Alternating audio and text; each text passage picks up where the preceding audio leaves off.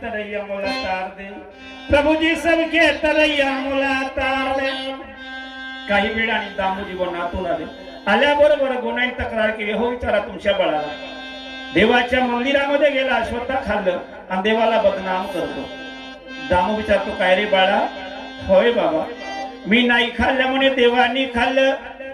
दामू म्हणतो, खोटं बोलतो रे, दररोज मी तो देव कधी दिसला नाही आणि एकच दिवस तू गेला, तुझ्या बरोबर देवाने जेवण केलं, खरी वाटली नाही। वा, आता पहा नामदेवच्या घरची स्थिती अशी आहे तर आमच्या तुमच्या घरची काय स्थिती असेल।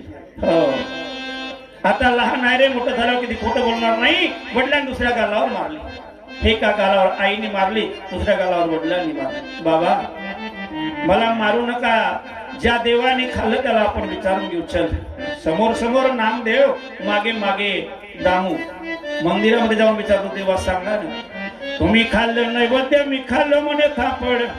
आई वडिलांनी दोन गालावर दिलं, भक्तासाठी धाव जग देती बसून माल्यावर, पाखरे ओढवी सारंग धर हो राम राम।